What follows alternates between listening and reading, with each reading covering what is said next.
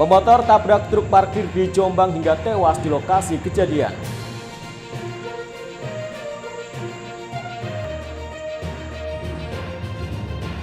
Minat baca tinggi, 19.000 warga Bojonegoro kunjungi perpus sepanjang 2024. Assalamualaikum warahmatullahi wabarakatuh, pemirsa JTV Bojonegoro. Senang sekali saya Semi Ramadan kembali hadir menjumpai Anda di program Sketsa Bengawan untuk edisi hari ini. Selain dua informasi utama tadi, kami juga masih memiliki informasi dan juga berita menarik lainnya dari Bojonegoro dan sekitarnya. Pemirsa, mari kita ikuti Sketsa Bengawan selengkapnya.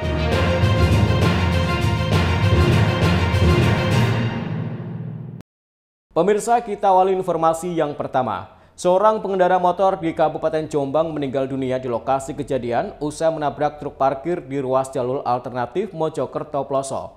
Diduga kecelakaan ini terjadi akibat tidak adanya rambu dan minimnya penerangan jalan.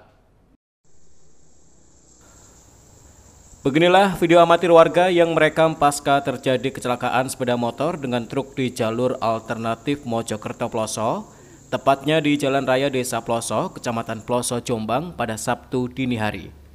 Pengendara motor yang menabrak bagian belakang truk parkir ini mengalami luka parah pada bagian kepala hingga meninggal di TKP. Pengendara motor yang meninggal dunia tersebut diketahui bernama Muhammad Kusen, 15 tahun, pelajar asal Desa Ploso, Kecamatan Ploso, Jombang.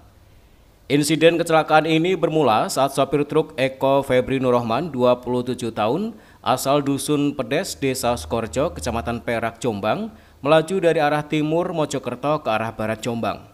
Saat di lokasi diduga truk alami trouble pada bagian mesin dan berhenti parkir di selatan jalan. Pada saat bersamaan dari arah yang sama yaitu timur ke barat melaju sepeda motor Honda GL dikendarai oleh Muhammad Kusen. Salah satu saksi Johan Michael Tripambudi mengatakan kecelakaan diduga karena pengendara motor kurang memperhatikan depan saat berkendara dan ditambah truk parkir tidak memasang rambu-rambu sehingga motor langsung menabrak bagian belakang truk. Selain itu, minimnya penerangan jalan diduga juga menjadi salah satu pemicunya.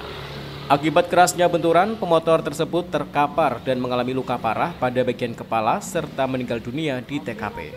Tadi ada sebuah truk yang biasanya muat semen, itu dari arah Mojokerto menuju ke Ploso.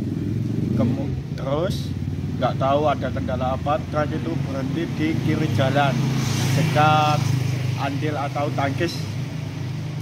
Kemudian ada sepeda motor dari arah Mojokerto juga mau ke Ploso. Kemungkinan mobil itu mogok atau berhenti kurang paham karena nggak ada rambu atau lampu isyarat belakang.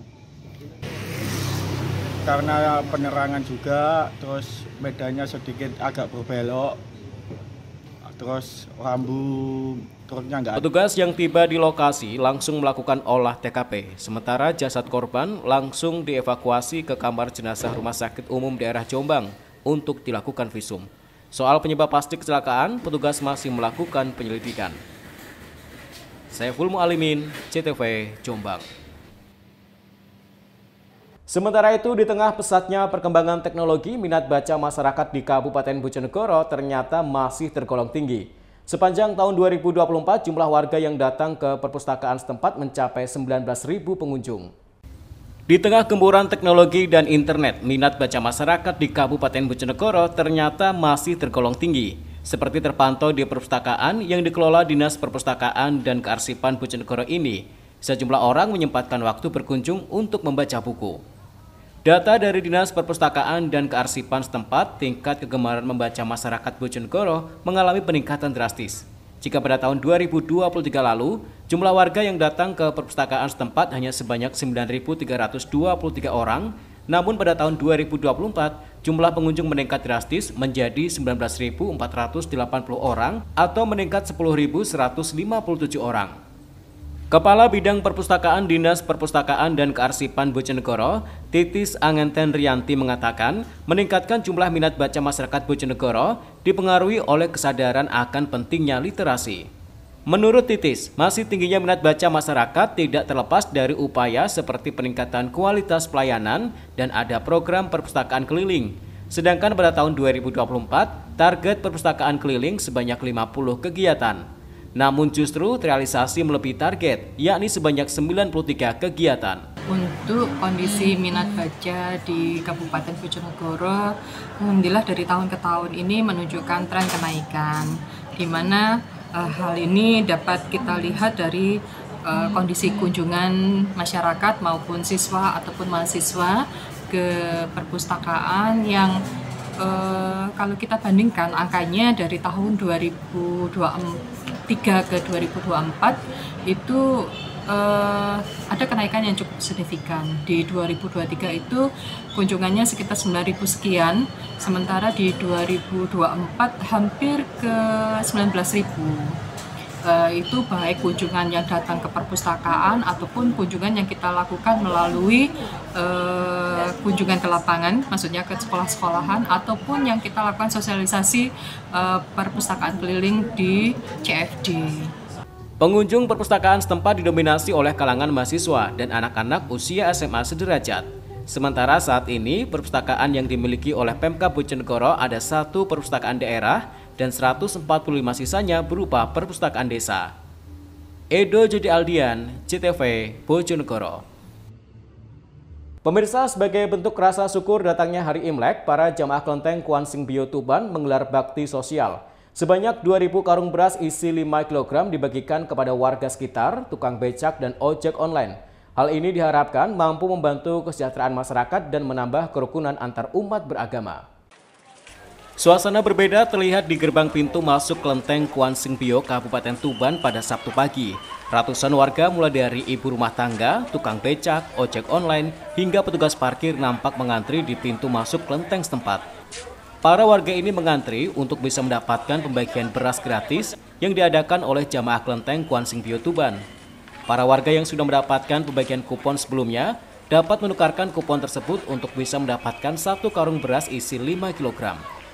Setelah menyetorkan kupon yang didapatkan, warga bisa membawa pulang karung beras yang dibagikan. Sejumlah warga mengaku rela antri dan berdesakan untuk mendapat beras gratis.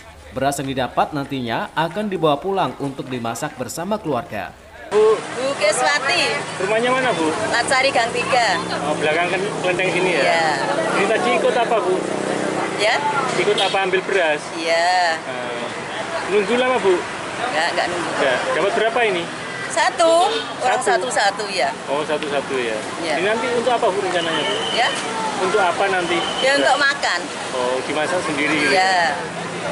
Bu, ini setiap tahun ikut, Bu, acara gini? Ya? Setiap tahun ada Ya, acara ada, gini? ya. Oh, selalu dapat, Ibu, ya? Ya? Selalu dapat? Selalu. Oh, sebelah sini, sebelah Latsari, Karangsari, Sugiwaras. Itu Pasti itu. Berapa kilo, Bu, ini tadi? Mungkin 5 kilo, Mas. 5 kiloan. Sementara itu, Liana, karyawan Kelenteng Kuan Sing Bio Tuban mengatakan, dalam rangkaian perayaan Imlek ini, jamaah kelenteng setempat membagikan 2.000 karung beras atau meningkat 100% dibandingkan tahun sebelumnya yang hanya 1.000 karung. Beras dipilih karena merupakan kebutuhan utama masyarakat. Pembagian beras ini selain menyasar warga di sekitar kelenteng dan warga kurang mampu, juga menyasar tukang becak, ojek online, dan tukang parkir. Kegiatan Baksos kita hari ini tetap menyambut Imlek, kita merayakan Imlek dan kita berbagi beras baksos untuk masyarakat sekitar yang kurang mampu, tukang becak, Grab, juga nanti anak yatim. Untuk yang anak yatim kita bagikan langsung ke tempat yang ke dinas sosial. Mbak, ini berasnya berapa kiloan dan ada berapa pack? Ada 2.000 pack untuk 5 kiloan. Ini setiap tahun apa gimana? Ini sekarang berjalan dari tiap tahun sih. Semoga aja tahun depan kita bisa seperti ini lagi. Tapi ini tahun ini yang memang peningkatan menjadi 2.000, yang tahun lalu 1.000 pack, ini kita menjadi 2.000 pack. Mbak, kalau milih bagi-bagi beras kenapa ya? Kan sembako ya kan, banyak yang dibutuhkan masyarakat kan beras. Juga donatur kita nyumbangnya beras, kita salurkan lagi ke masyarakat yang membutuhkan. Dengan berbagi sedekah beras ini, para jamaah berharap agar kesejahteraan masyarakat dan kerukunan antar umat beragama bisa semakin meningkat. Ziki Muhammad, Husni Mubarak, CTV, Tuban. Tak terima ditegur, pria di Tuban bacok petugas perhutani. Informasinya akan kami hadirkan sesaat lagi. Tetaplah di Sketsa Penawar.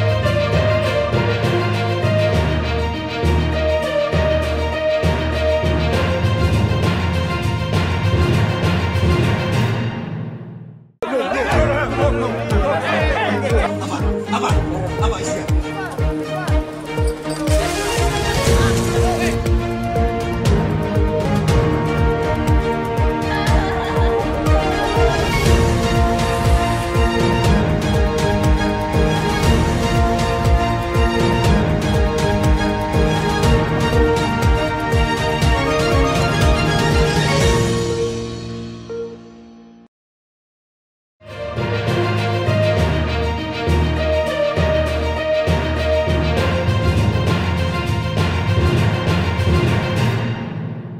Pemirsa, terima kasih Anda masih di Sketsa Bengawan. Tak terima ditegur, seorang pria di Kabupaten Tuban nekat aniaya petugas perhutani menggunakan sebilah parang. Pelaku merasa sakit hati lantaran dilarang menggarap lahan milik perhutani. Akibatnya korban mengalami luka terbuka di bagian wajah dan tangan, sementara pelaku diamankan ke Mapolres Tuban. Heri Istono, warga Desa Tluwe, Kecamatan Soko, Kabupaten Tuban, diamankan petugas Satreskrim Polres Tuban pada Jumat pagi. Pria 48 tahun ini ditangkap oleh pihak kepolisian setelah melakukan penganiayaan kepada petugas perhutani dengan menggunakan sebilah parang. Peristiwa pembacokan ini bermula saat korban bernama Sudarman, 50 tahun, warga Kecamatan Bubulan, Kabupaten Bojonegoro, usai melakukan patroli hutan dan mampir duduk di sebuah toko di Desa Tluwe, Kecamatan Soko, Kabupaten Tuban. Tak lama kemudian pelaku mendatangi korban dengan membawa sebilah parang. Keduanya terlibat cekcok hingga akhirnya pelaku membacok korban sebanyak 2 kali. Korban dibacok hingga mengalami luka terbuka pada bagian wajah dan tangan sebelah kanan. Dari hasil penyidikan petugas kepolisian, aksi penganiayaan menggunakan senjata tajam ini didasari rasa sakit hati. Pelaku merasa tak terima karena sebelumnya korban menegur pelaku dan melarang pelaku agar tidak lagi menggarap lahan perhutani. Pada saat itu kronologi kejadian yaitu dari pelaku ini mendatangi korban yang sedang duduk. Adapun inti permasalahan dari pelaku ini sebelumnya ditegur oleh korban bahwa korban ini yang memang karyawan dari perhutani menegur pelaku ini bahwa untuk tidak lagi menggarap lahan dari perhutani. Karena tidak terima ditegur oleh korban ini, pelaku menghampiri korban pada saat kejadian sekira hari Kamis kemarin. Sekira pukul 18.00.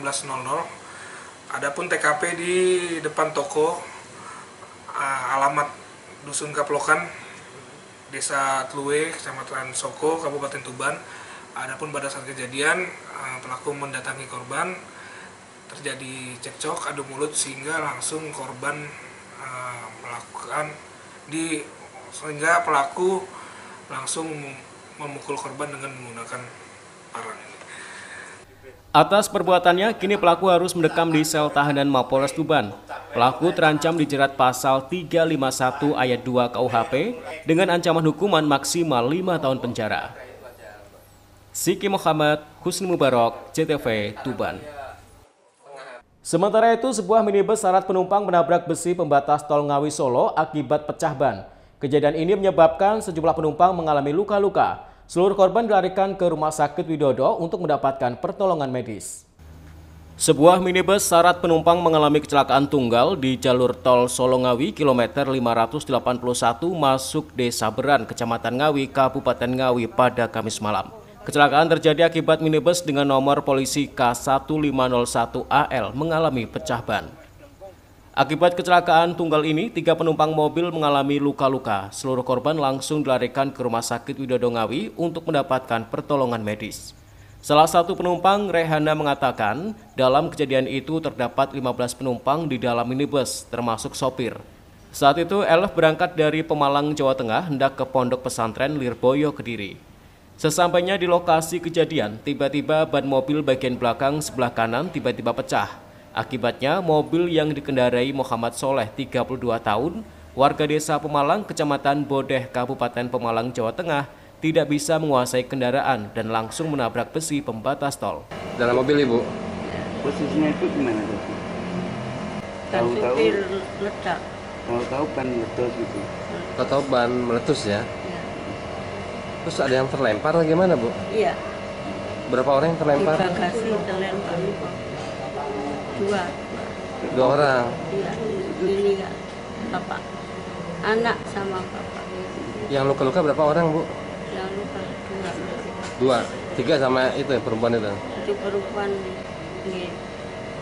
Tujuan kemana? Dadanya. Oh, besar juga ya. Berarti 3 ya? Ini mau tujuan kemana, Bu? Tujuan ke Lirboyo. Dari mana? Dari mana, Dari Ibu? Pemalang. Dari Pemalang. Pemalang, Jawa Tengah. Mau ke Lirboyo. Berapa orang, Bu? Penumpang semua sama supir tadi?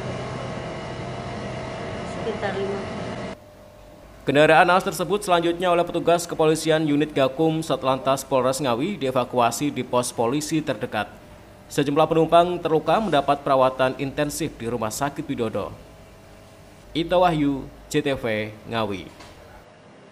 Pemirsa, Jalan Poros Desa Kemiri, Kecamatan Malo, Kabupaten Bojonegoro mengalami longsor akibat abrasi Sungai Bengawan Solo. Akibatnya aktivitas warga menjadi terganggu dan untuk mengantisipasi longsor susulan, warga bersama petugas membuat tanggul sementara. Jalan Poros Desa Kemiri, Kecamatan Malo, Kabupaten Bojonegoro longsor akibat tergerus debit air Sungai Bengawan Solo. Longsor yang memakan hampir seluruh badan jalan memiliki kedalaman hingga 6 meter dan lebar sepanjang 30 meter. Untuk mengantisipasi agar longsoran tanah tidak semakin luas, sejumlah aparat TNI Polri dibantu warga sekitar bergotong royong memperbaiki jalan antar desa ini, yakni dengan membuat tanggul sementara dari tumpukan karung dan ditopang oleh bambu. Kapolsek Malo Ibtu Sri Budi Prihatin mengatakan longsor terjadi akibat fluktuasi tinggi muka air debit air Sungai Bengawan Solo.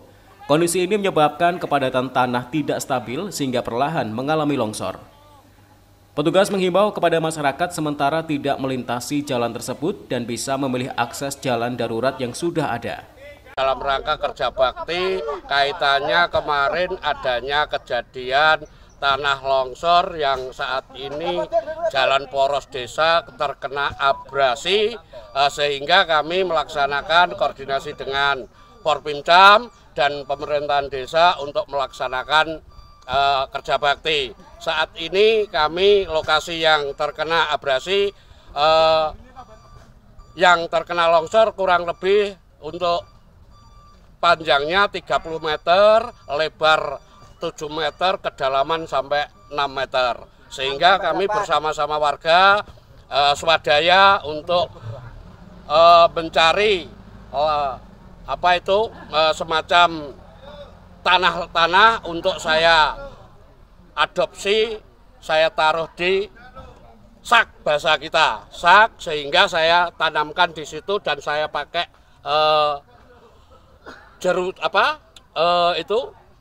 pring bambu yang saya tancapkan di pinggir Bengawan Solo. Sebagai upaya antisipasi, akses jalan antar desa ini ditutup sementara waktu. Selain itu, pihak desa setempat juga memasang rambu peringatan di sekitar lokasi dan membuat akses jalan darurat. Edo Jadi Aldian, JTV, Bojonegoro. IRT sulap waluh jadi ekrol lezat beromset 15 juta rupiah per bulan. Informasinya akan kami hadirkan sesaat lagi. Tetaplah di Sketsa Bengawan.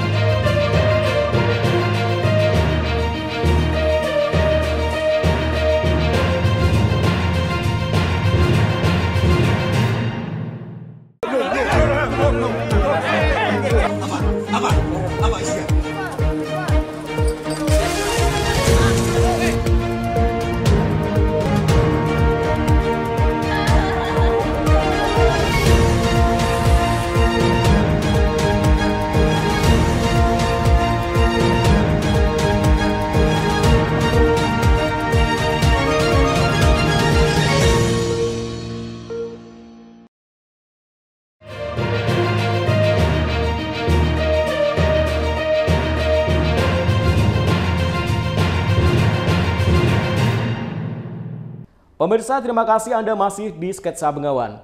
Seorang ibu rumah tangga di Kabupaten Bojonegoro sukses menyulap waluh menjadi jajanan ekrol yang diminati oleh masyarakat. Bahkan omset penjualan mencapai 15 juta rupiah setiap bulannya. Penasaran seperti apa? Berikut liputannya untuk Anda. Di kalangan umum, mungkin nama waluh terkenal sebagai buah yang diolah menjadi kolak atau donat. Namun di Kabupaten Bojonegoro, di tangan seorang ibu rumah tangga, waluh disulap menjadi olahan kue kering, yakni ekrol yang bernilai ekonomis. Berlokasi di toko oleh-oleh Jalan Untung Suropati, Kelurahan Klangon, Kecamatan Bojonegoro, Kabupaten Bojonegoro.